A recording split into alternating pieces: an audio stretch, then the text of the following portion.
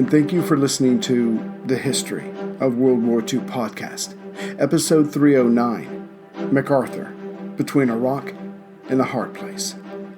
Last time, due to indecision and bad luck, MacArthur's air arm was roughly cut in half. Surely the Japanese would be able to reach the Philippine shores now. The question was, what would happen then?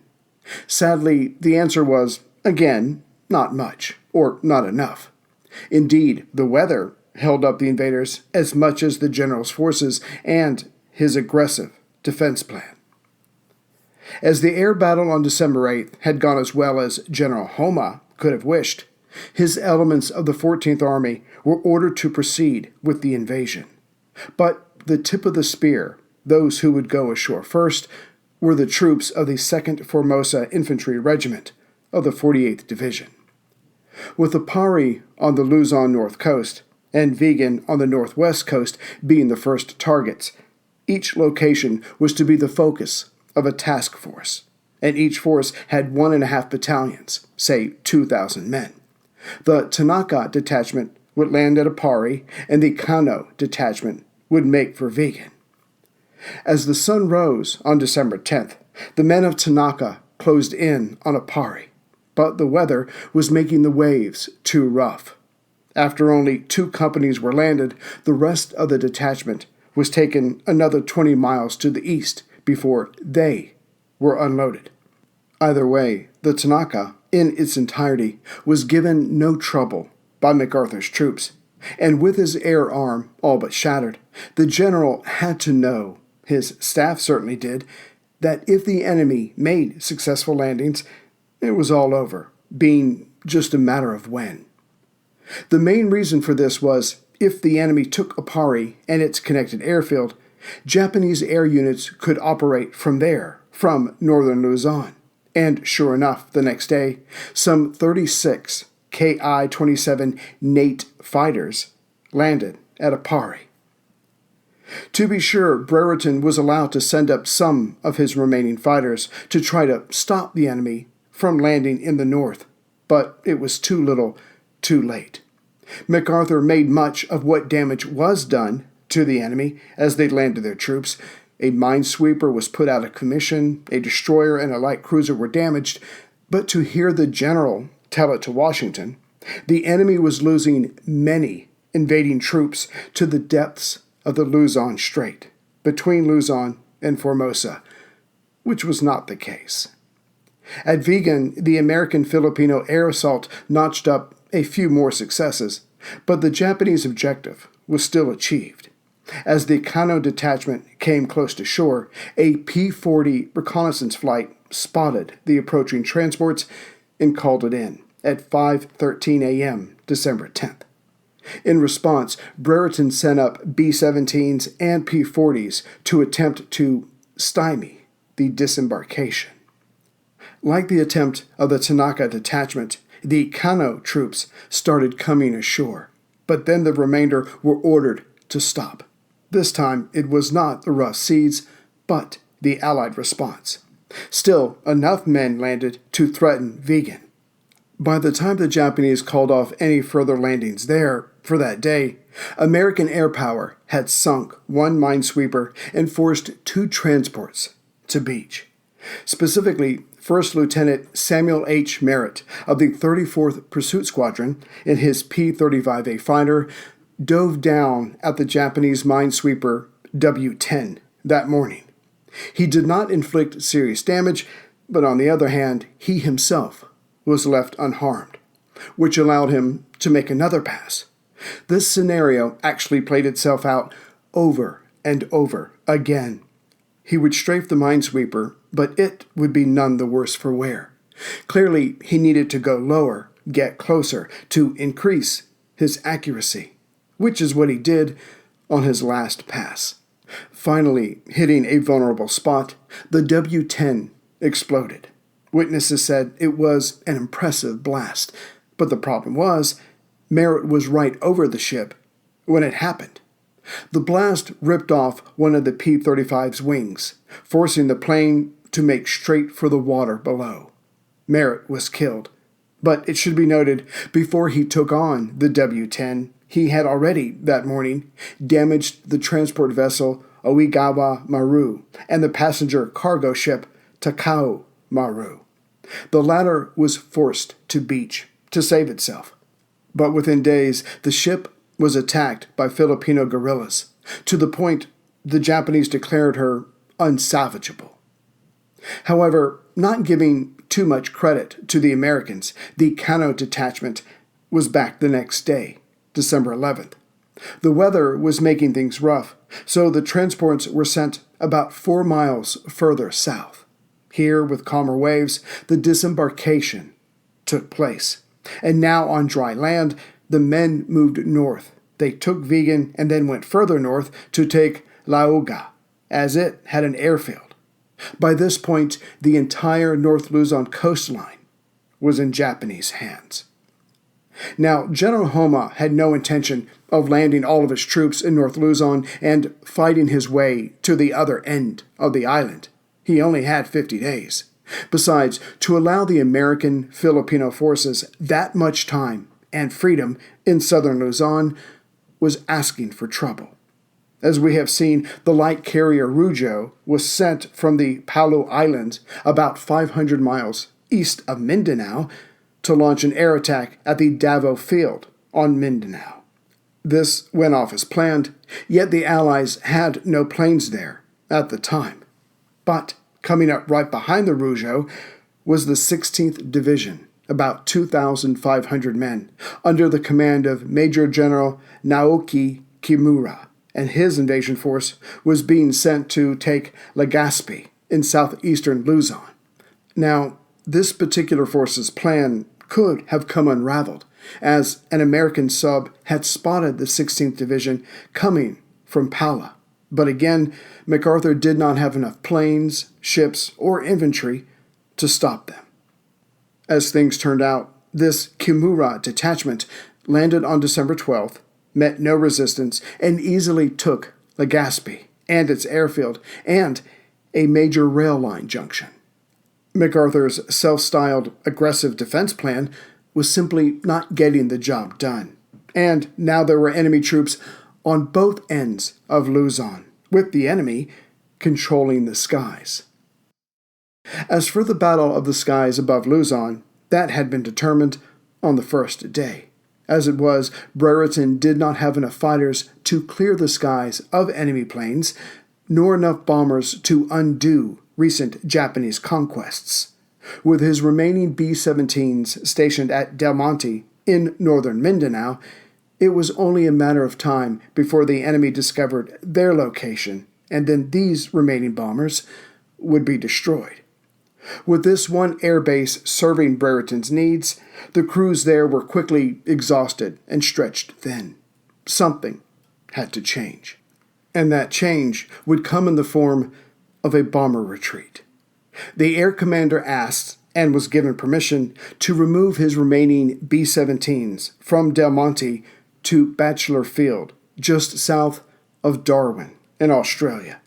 By December 17th, the operational B-17s made the 1,500-mile journey practically due south.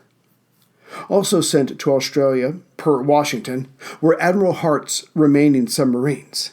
Besides the lackluster performance of the Americans' torpedoes to date, many in the Navy saw the subs as scouting vessels more than attackers. Hence, that element was taken from MacArthur as well. Left behind at Del Monte were 3 B-18 medium bombers. But on December 19th, 4 Zero fighters flew in from Legazpi and wrecked them while parked on the ground. It was looking bad for the continued defense of MacArthur's command, made worse now that Brereton's pilots had to fly 1,500 miles just to have a chance at targeting any enemy position. And that distance only grew if they wanted to hit something in Luzon. As for the Navy's remaining 10 PBYs, they were sent to Borneo.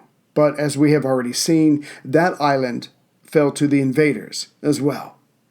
This left Brereton with few P-40s, But the lone base at Del Monte, with its ever-shrinking spare parts and fuel, was limiting even this offensive weapon. Putting aside the mistakes made thus far by the Americans, there was still a chance of delaying another Japanese victory here in the Philippines. What was needed was more of basically everything, and that everything was en route to Manila. To be sure, MacArthur was still complaining about Brereton and the inactivity of the Asiatic Fleet.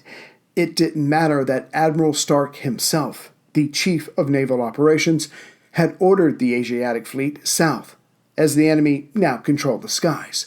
MacArthur still sent along his frustrations. As for their reinforcements, back on November 29th, there were 7 supply ships at Pearl, destined for Manila.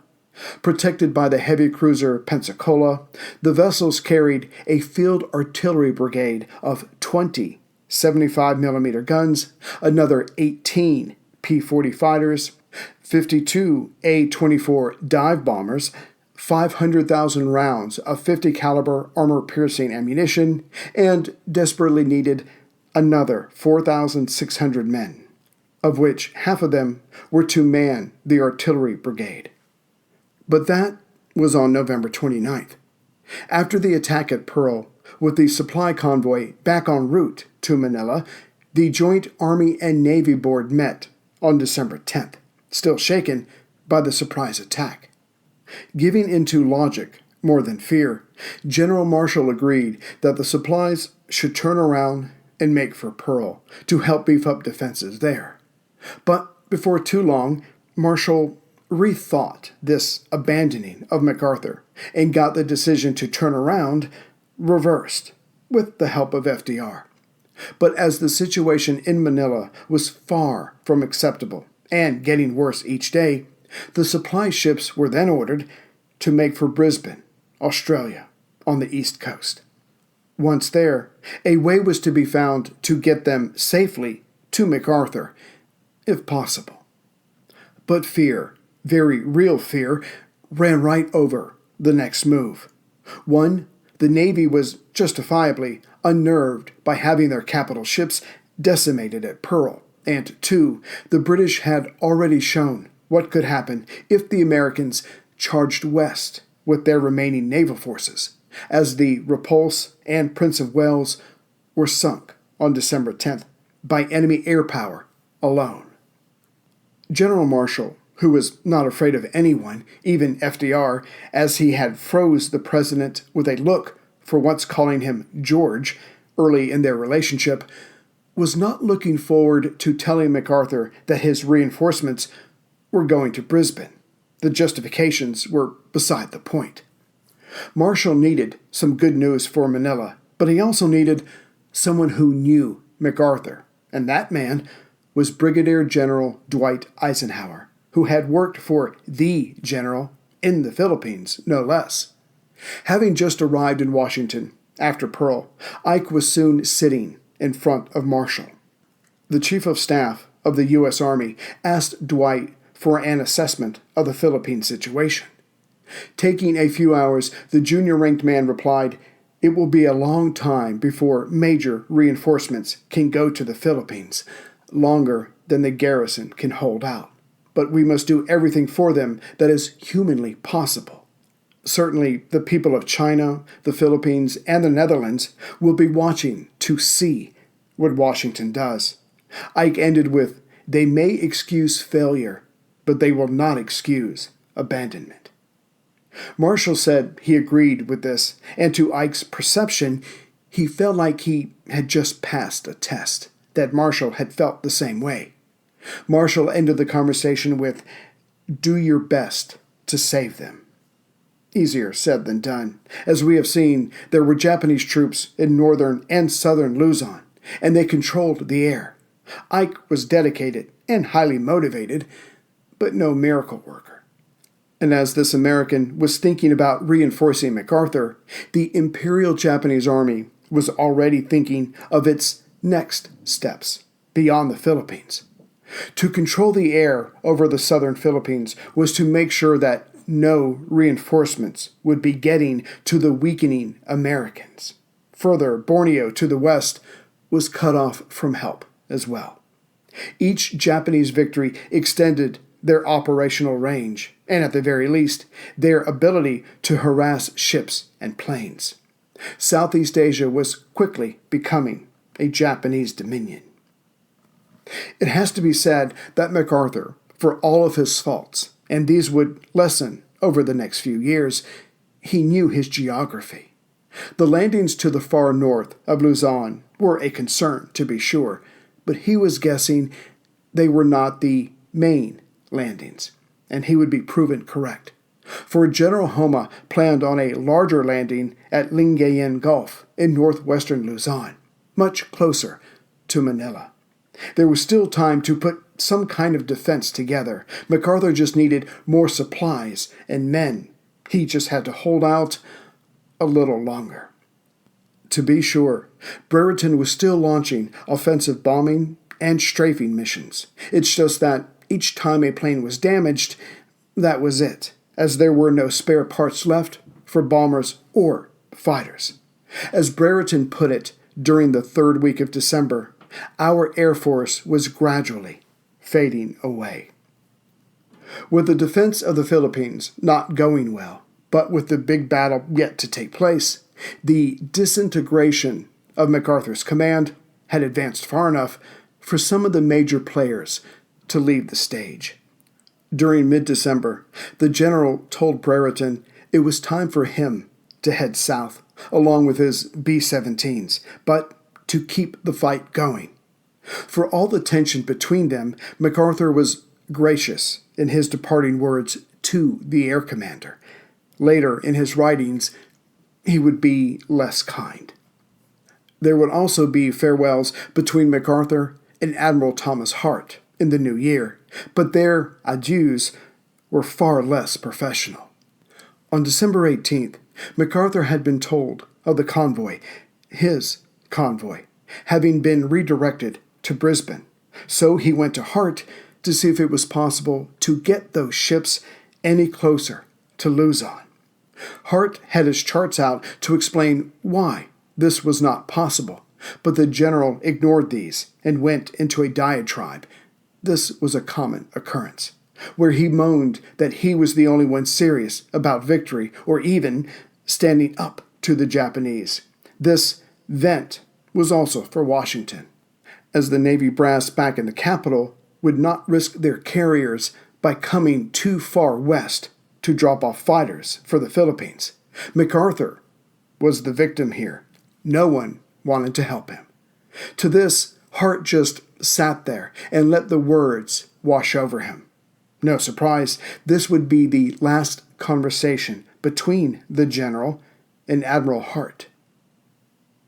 Meanwhile, having achieved his string of successes so early on, it was now time for General Homa to squeeze the defenders and wrap up this war for the Philippines. The Imperial General Headquarters was already looking to invade Borneo. The last thing they needed was some drawn-out resistance by the American Filipino troops, which may allow help to come from Hawaii or even the American West Coast. Indeed, the reasons for the Japanese to target the island of Mindanao, and specifically the southern port city of Davao, were numerous. The American naval base there, the desire to further blockade the American forces on Luzon, to make sure no reinforcements came from the south, to help with the coming invasion of Borneo, to help take nearby Jolo Island, and to give the 16th Division its own base of operations. And whose responsibility was it to stop all this from taking place?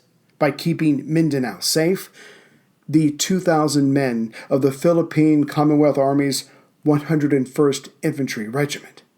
But again, the truth was, these men, under Lieutenant Colonel Roger B. Hillsman, lacked training, lacked experience, and lacked equipment. It was important for Davao to fall quickly, as before the war, the city was a haven for Japanese economic activity. To end the fighting there without too much bloodshed, it was hoped, would keep the locals from harassing the Japanese community. So, coming at Davao and Mindanao in general would be the overwhelming 5,000-man force of Major General Shizuo Sakaguchi of the 56th Division. His force would be split into two detachments, the Minura Detachment under Lieutenant Colonel Minura, and the Sakaguchi Detachment led by the man himself. And to help make this island invasion a no contest, Sakaguchi brought along armor and an artillery battalion. For after this, his men would be heading to Jolo Island and the Netherland Indies. Leaving the Palau Islands on December 17th, the convoy under Admiral Reizo Tanaka included 5 transports, a light cruiser, 6 destroyers, the carrier Rougeau, and the light carrier Chitos. Further out, acting as a shield, were 3 more carriers. By midnight of December 19th, the transport ships were in place for disembarkation. At 4 a.m., the Miura detachment landed on the north coast, near Del Monte Airfield, while the Sakaguchi detachment landed on the south coast, to the southwest of Davao. These 2 installations were their first objectives. However, a Filipino machine gun squad opened up on the northern troops, killing several and wounding even more. Miura called in to a destroyer to send in shells. Soon, the machine gun was silenced. Meanwhile, in the south, Colonel Hillsman, equally outnumbered and outgunned, pulled his men out of Davao around 10:30 that morning. They headed for the hills to the northwest. Hence, by that afternoon, the airport and major port city were in Japanese hands. Of course, the rest of Mindanao had to be cleared of Filipino troops, and that would go on until May, but the contest for the island was over on day 1. Now, the Japanese could project power to the south, to the west, and to the north, as Zeros could fly from Del Monte to attack southern Luzon. The noose was tightening around MacArthur's neck, while he waited on reinforcements that looked less likely each day to be coming.